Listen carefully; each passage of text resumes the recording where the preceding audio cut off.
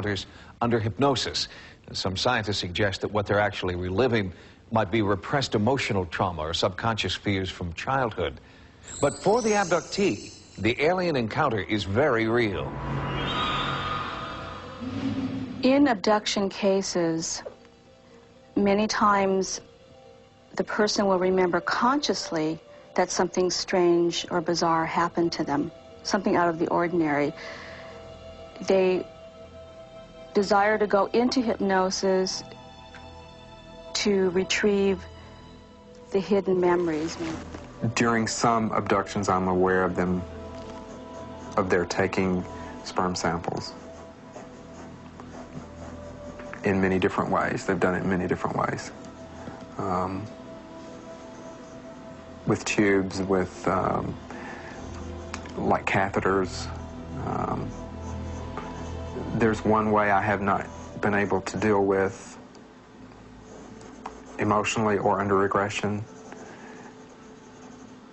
and that's one where there's a being on top of me, and I can't deal with that yet.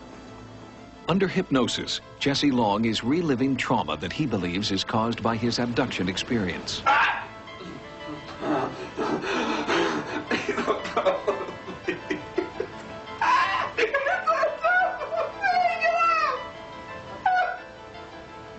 As incredible as it sounds, these people are actually reliving these terrifying experiences. Long claims to have not only emotional scars, but real physical scars as well.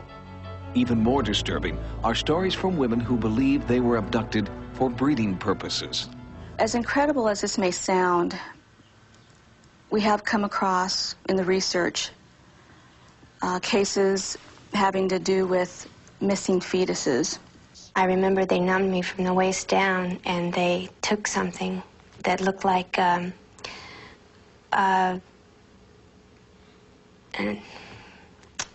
umbilical cord attached to placenta, and they levitated it into some kind of chamber.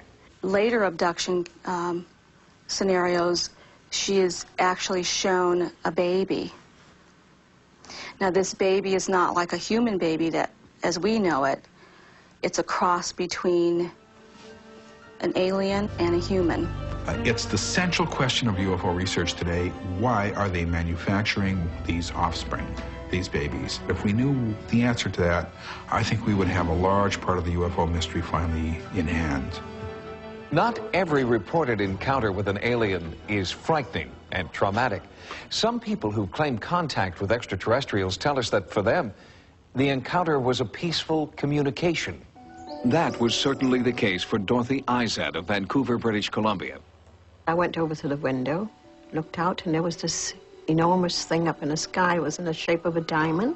And as I watched it, like there was a whole group of little, like, silver dollars that came out of the large ship. Dorothy and her family reported that UFOs appeared every night.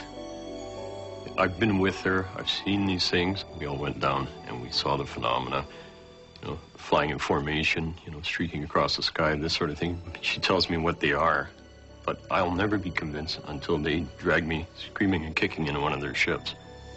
And I'm afraid that's my nature, and that's where it'll stay. I found that through the test that this person is telling the truth, whatever she's doing, and that she's honest, and she's a very average, normal individual. This is what witnesses have seen. These are not street lights, airplanes, or other conventional lights. This is actual footage of unidentified flying objects. This is a single frame of Dorothy's film, equivalent to 1/18th of a second. The streaks do not appear on the frame before or after this one, suggesting that the light is moving great distances in an 1/18th of a second. We looked up into the sky, Dorothy too, and she went to the window, and she looked up, and she said, "Oh, come on. Do something for my friends. They've been here for so long." And right away, 3 shafts of light, as bright as anything, just shot right up into the air where we were watching. My communications with the light beings are that they're very worried about us humans because we usually do things without thinking.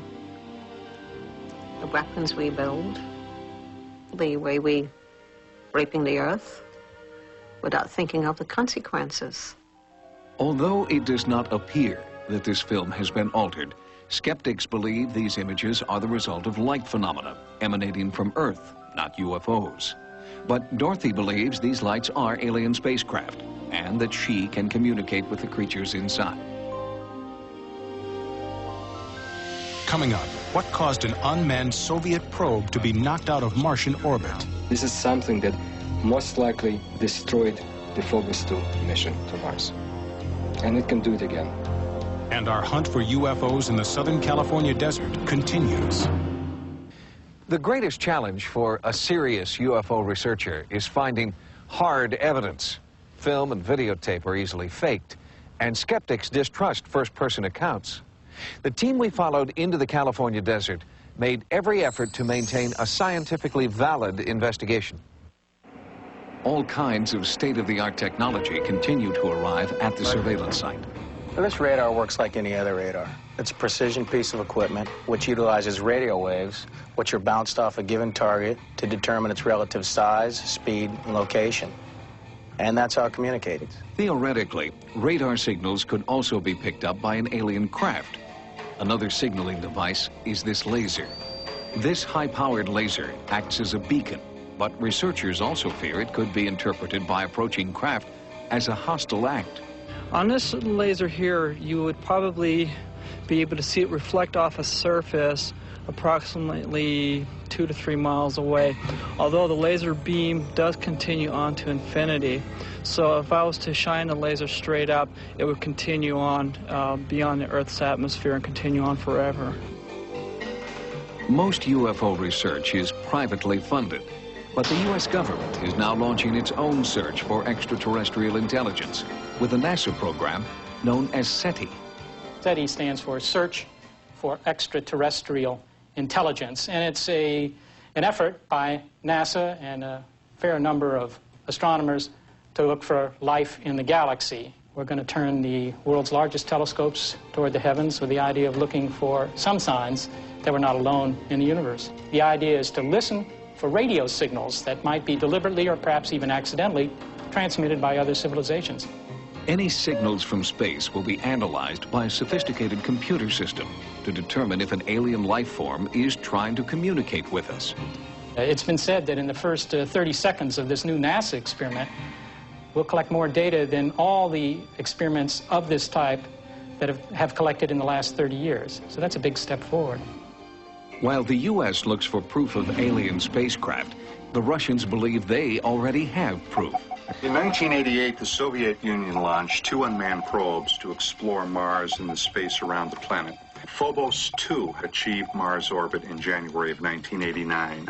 However, something then occurred which there is apparently no prosaic explanation for. According to the Russians, they encountered with their unmanned craft an anomalous object, or a UFO, which was computed out to 25 kilometers. What we have is an infrared photograph taken from the Phobos 2 probe. This is the Martian moon Phobos. This is the UFO that apparently the Phobos 2 craft encountered. What happened was the craft observed the UFO, it took some photographs of it, then, according to Soviet sources, this UFO turned toward the Phobos craft. The Russians then lost contact with it, and the craft has been gone ever since. I think it took out Phobos 2 mission because Phobos 2 saw something it was not supposed to have seen. If I were in a spacecraft now to Mars, especially to Phobos, I would feel terrified because, in my opinion, based on the knowledge that I have, something is out there. And what it is, I don't know. But this is something that most likely destroyed the Phobos 2 mission to Mars. And it can do it again. Coming up, the startling results of our UFO investigation. And I'm totally freaked out. I mean, I've got shivers going all the way up my spine. From the outset of their investigation in Anza, California, the research team realized that the chances of capturing a UFO on film were extremely remote. But even with a skeptical eye to the skies, the team made a startling discovery. Maintaining the surveillance equipment and recording